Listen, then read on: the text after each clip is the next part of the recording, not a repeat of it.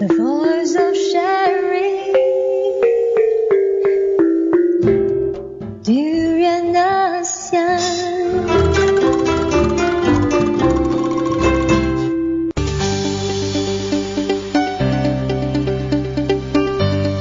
ASEAN Dailies. First and foremost news from Southeast Asia.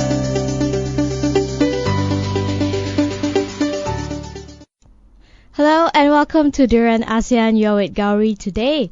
And I'm here, of course, to bring you all the news from Southeast Asia, from all the 10 countries, if possible. Let's go through our headlines for today and also see what's going on in this region. And we're going to start off with Malaysia, where the petty traders are saying that they have no idea how GST works. And that's not so much of a surprise because something like GST, the tax is mostly it's run by computer, and therefore a lot of multinational corporations or even SMEs probably know how it works and how to install it, and they have the knowledge. But when it comes to all these petty traders, all these street vendors, and in this case, this woman is only selling nasi lemak and other breakfast food and drinks, and she says that this new system is actually very terrifying for her. And she operates the shop with her husband and children. She hopes that the GST implementation could either be pushed back or not be implemented at all, because all these less informed traders actually have no time to learn, and they don't have the capacity to learn it as well, because who is going to get down to the grassroots and actually give them training in how to use a computer, how to install this system, how to incorporate your nasi lemak, your drinks and your breakfast food into this whole GST thing. But the Star on its front page also highlighted that many small businessmen were also finding themselves being pushed into a corner by all these new demands that is involved in implementing GST, even in terms of work permit renewals via MyEG, which both require computer literacy. So it's not only the GST, even when it comes to renewing their workers permit, they still have to do it via the computer using some kind of a technology.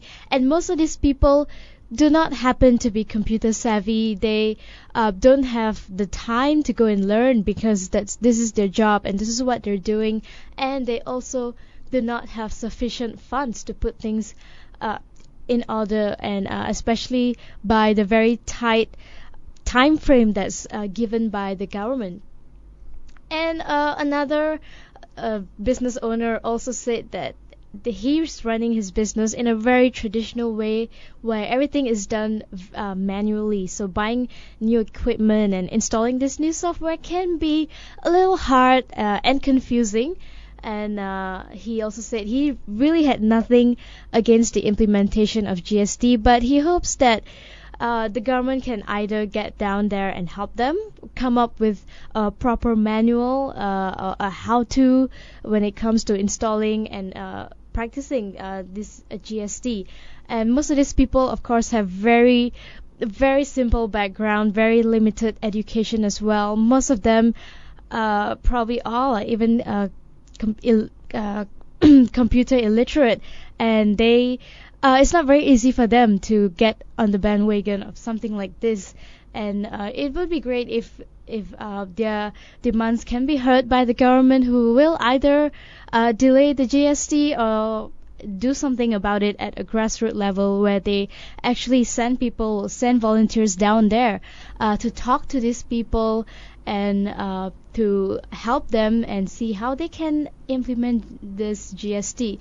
But there is also another headline by the Malay Mail that says that the government is actually not the government, the Malaysian Indian Textiles and General Stores Association are actually urging the government to consider exempting these petty traders from the goods and services tax, which will be implemented from the 1st of April onwards. And in this demand, they said that tax should not be imposed on traders from lower level of retailing business, although sometimes they met the 500,000 threshold. And they also felt like GST is only good enough for the big industry players, and it should not be a burden for petty traders, not only in terms of paying the taxes, but also in terms of understanding how this whole thing really works, because it can be very tricky for these petty traders who do not have that much of that sort of a modern approach to conducting business. And he said that if they do insist on implementing the GST, they need to at least run some workshops or give some seminars, and give them at least a 2-year period for them to familiarize themselves with the GST, instead of just saying, if you don't have the system out by the 1st of April, we're going to impose a huge penalty on you, which they probably cannot even afford.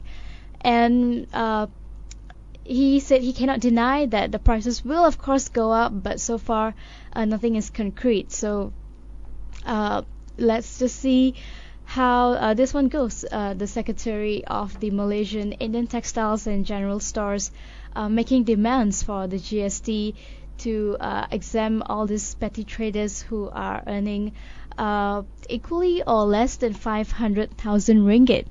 So we are going to take a short break. When I come back, I have more news for you from Southeast Asia.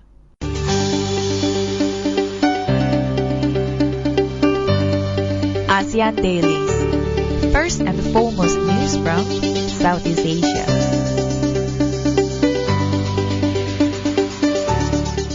Hey, this is Arlene. Hi, this is Gowri. And you're back again with us at Durian ASEAN. We provide you more news from Southeast Asia at our ASEAN Daily.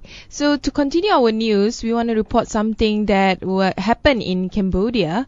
Is regarding on the ethnic minority group, which they actually deported back to Vietnam. As we all know, Vietnam has a track record of persecuting the Christian minority in its country, considering that it is vastly an atheistic nation.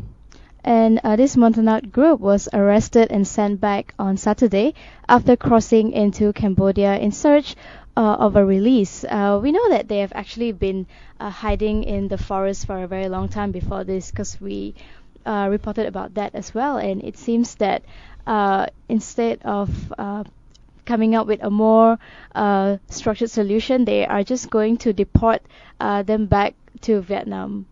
There are several reasons why they are doing this. Partly because they want to preserve the relationship between Cambodia and Vietnam, and partly also they do not want to meddle into the domestic problem of the country in Vietnam. Regarding on the Christian Montagnard, did I pronounce it correctly? Montagnards. They have a history of supporting the opposition against the communists during the Vietnam War. Because of that, it has a track record of not being in favor of the communist regime in a way. So it's more than just religion. In a way, it's also about politics at play in the case of the Christian Montagnards. And they actually claimed that they were harassed and were treated very badly in Vietnam, which is why they fled in the first place. And a lot of their basic rights were denied, even as people who actually belong in that country, and which is the reason why they fled to Cambodia, and they were hiding in Phnom Penh. And it seems that they actually came out in order to seek release, in order to seek some help from the UN or any other parties that was willing to help, but that was not the case. So regarding on the Montagnards, they come from the hilly area at the central highlands of Vietnam, and they actually cross over into Ratanakiri, where they hide out in the jungle for several weeks until the UN team was able to make contact with them. They thought that they were able to apply for asylum in Phnom Penh, but unfortunately 2 days ago, they were reported that the local authorities in Phnom Penh has deported them to Vietnam.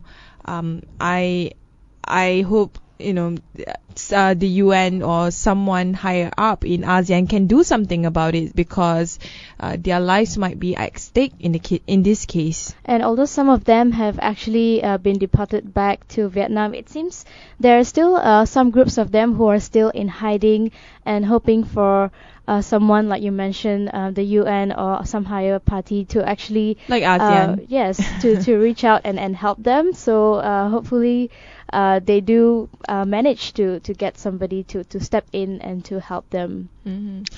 Another issue that is also a big issue is Thailand.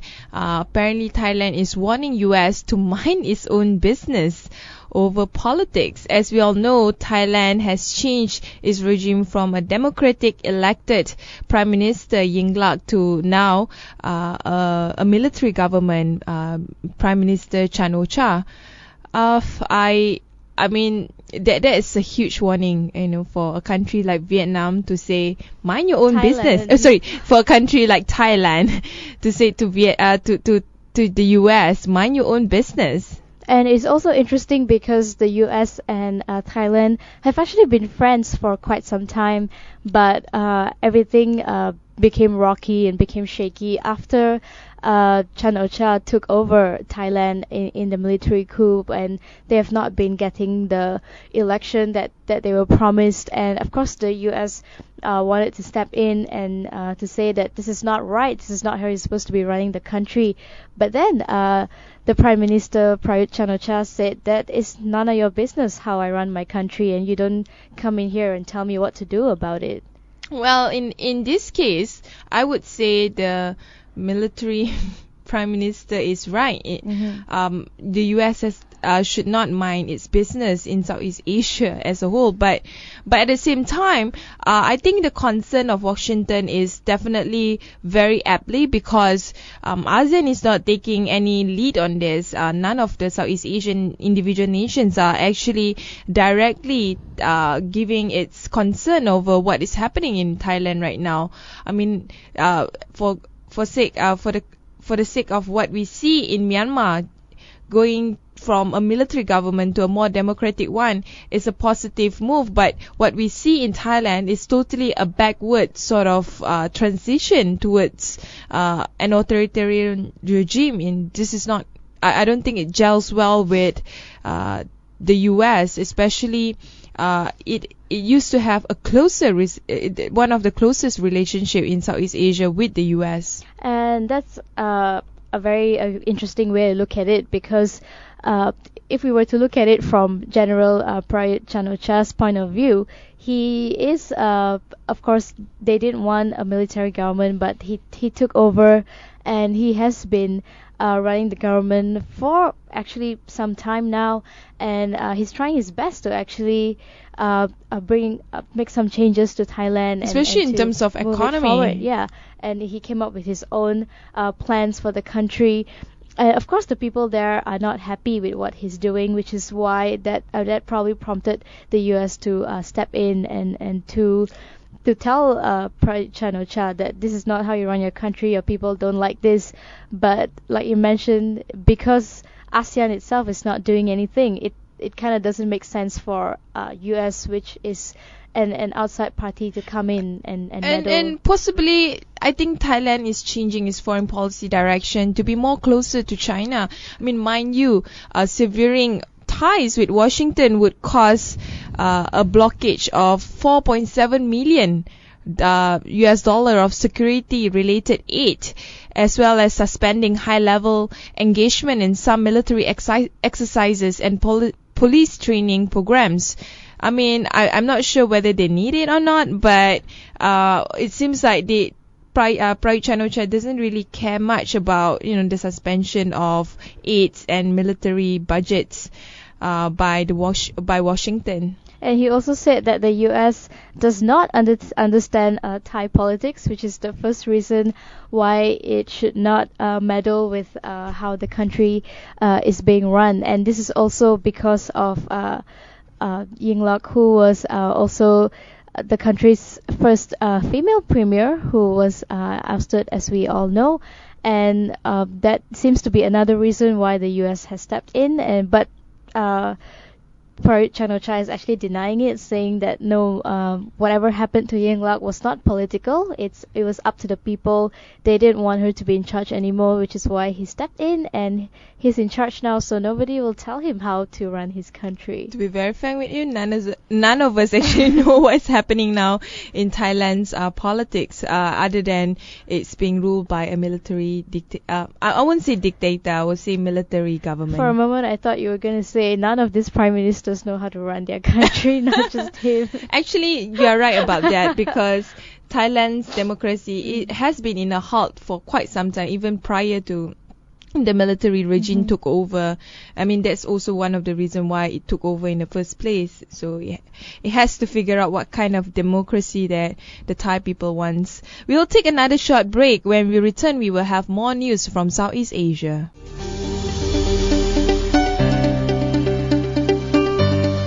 ASEAN Daily. First and foremost news from Southeast Asia.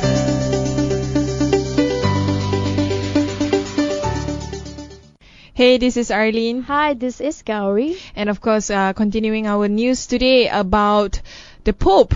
As we all know, Pope Francis went to Manila and he enjoyed himself in a way that he actually visited quite a lot of different areas within the Philippines. But one of the interesting, not really interesting, but one of the irony of his visit is there were no homeless people on the street. That's right. And the Philippines Department of Social Welfare and Development actually even confirmed after going through some investigations to say that 100 homeless families were removed from the Rojas Boulevard, which is a major Manila thoroughfare, and temporarily relocated to a beach resort about 90 kilometers away. Wow. And what's ironic about this is usually when the Pope visits a place, he wants to see the less privileged people and not just the rich, nice part of the city. Yeah, he doesn't. I mean, what I love about Pope Francis is he really carry the value of what he preached, which is to care for the poor and the needy and the vulnerable. And it's said that the Philippine government are actually using public funds, or at least allegedly using public funds, to hide these homeless families from the sight of the Pope.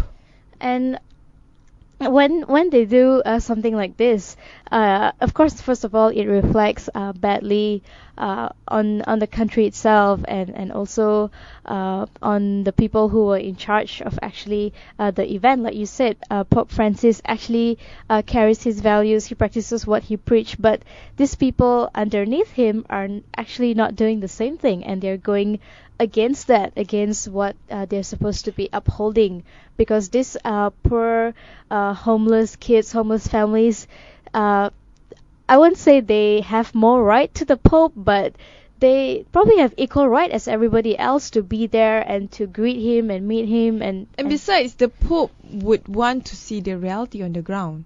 And you don't hide the reality on the ground. For Christ's sake, you will appear on the news, and the Pope Francis would probably knew about it later on.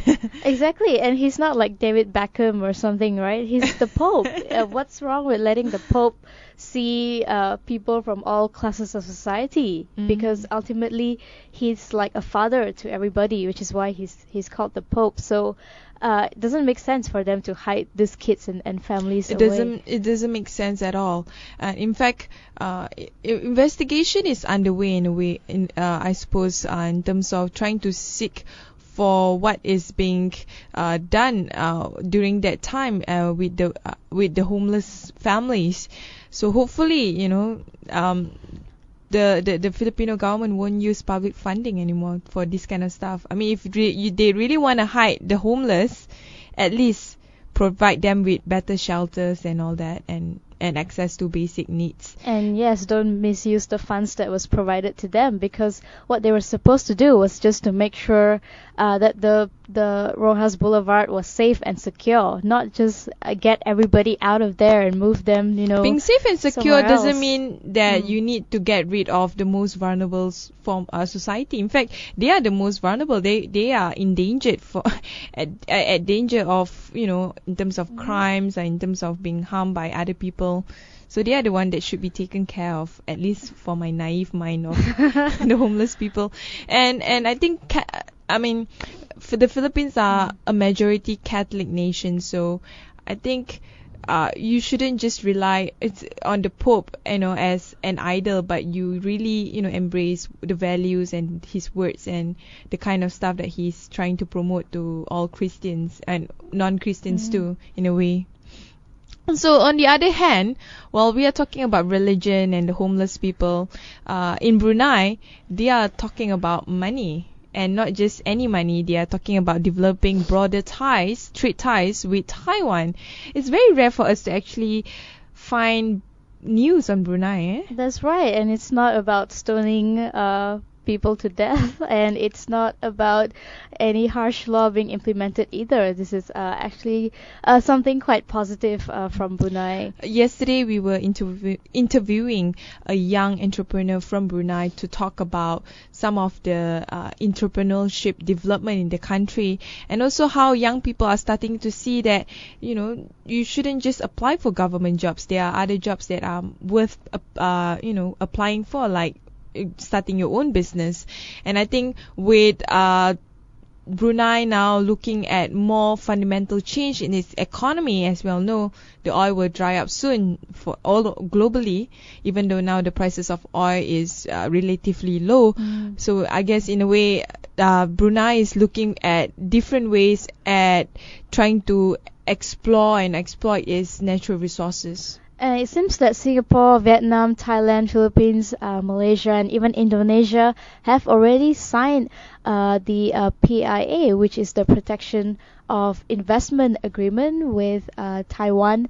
And now it's Brunei's turn to jump on board, which is a great sign, of course, because we are all under ASEAN, and we kind of want all the countries to get on board in the same mission and head in the same direction. And they're also saying that they hope Brunei can support Taiwan's bid to join the Trans-Pacific Partnership and also the Regional Comprehensive Economic Partnership. Surprised. I can see your face. You have a lot to say. I'm surprised that Taiwan is still not in the TPPA. I mean, I would suppose they would be one of the first to join TPPA, considering they have much closer ties with the US. I mean, I won't be surprised if China doesn't want Taiwan to be part of RCEP, but TPPA. That means Taiwan is really looking at expanding its commitments in terms of exploring its economic potential. And in terms of Brunei, of course, it's looking at forming more closer ties in importing more oil, natural gas, and also encouraging more Bruneian businessmen to invest in Taiwan. So young entrepreneurs from Brunei, you know where to invest if it's not Taiwan. Go to Taiwan. And also the agreement between Taiwan and also Brunei will significantly reduce tariff on products entering each other's market, attract investments from Taiwan businessmen, creating job opportunities for Bruneians, and of course improve the market liberalizations and facilities. So it seems they are really trying to open up each other's market to be more available for their counterpart, to make things easier between them. So like you mentioned, even people from Taiwan, they know where to go to Brunei, and that it seems that will also increase the trade values between the countries. Before we end our news, of course, we need to give some updates about what's happening at the ASEAN Foreign Ministerial meeting in Kota Kinabalu. All the ASEAN members states foreign ministers are there to talk about all the key regional issues, and one of it is about fighting terrorism. And that is of course a huge threat to our region, and a lot of our prime ministers and presidents are worried about the threat of terrorism, especially from the ISIS group, which is spreading quite fast and quite dominantly as well in this region. And I think the concerns by Singapore, yesterday we reported how the Foreign Affairs, Law and Foreign Affairs Minister K. Shanmugam is willing to work together with Malaysia to sort of form this implementation of the ASEAN Comprehensive Plan of Action on Counter-Terrorism. I guess this is part of the agenda to somehow see this as a regional threat rather than just threats towards certain countries like their own individual nation. And that is the right way to go about doing it, because when the threat came over to Southeast Asia, it didn't just affect one country. It went pretty much everywhere, to Indonesia, to Malaysia, to Philippines, even all the way to China. So the best way to, of course, look at it is at a regional level and to solve this problem as a group as opposed to just a one nation thing. That's true. I mean, the recent case of the beheading of one of the Japanese hostages by the ISIS member proved that even Asia is not spared by the ISIS. I mean, initially it was just Europeans and Americans, but it seems like their target is global, and Southeast Asia might be the next one if they decided to expand their ransom money to other countries. So, which is why the ministers have actually come together to address this, and they are also going to go about it not just in a preventive way or in a way to just solve the problem, but also to educate the people and to show them that whatever ISIS is preaching is really not in line with what Islam really is about. And besides that, a few other key agenda were being discussed. One of it is they will be forming a high-level task force to complete the work on post 2015 vision for ASEAN. So it's still work in progress in terms of what AEC is supposed to be in a way. And at the same time, there were also proposal of, establishing common time zone for ASEAN capitals, and also a few other economic integration that hopefully it would increase the single market vision that they envision. And another area that I think this was expressed by our local politician, Bingkor Assemblyman Jeffrey Kittingang, he actually called on ASEAN foreign ministers to consider the plight of Sabah and Sarawak in Malaysia. Actually, that's very, very very charming of him to actually express that to the ASEAN minister and highlight it, because I think it's been so long for Sabah and Sarawak becoming the poorest sisters in Malaysia. And they are often very marginalized. Like a lot of people would say that when you think of Malaysia, most of the time people refer to Malaysia as the Peninsular Malaysia. You think of Johor, you think of Penang, you think of KL, but no one really bothers to address what's going on in Sabah and Sarawak, which is so ironic because the government actually gets a lot of profits from Sabah and Sarawak and making money from the resources over there. But then they are the ones who are still poor and not getting the benefits that they should be getting. Actually, that's true. ASEAN could do more for the region, similar to how European Union does for its human rights and also helping the most vulnerable communities in Southeast Asia.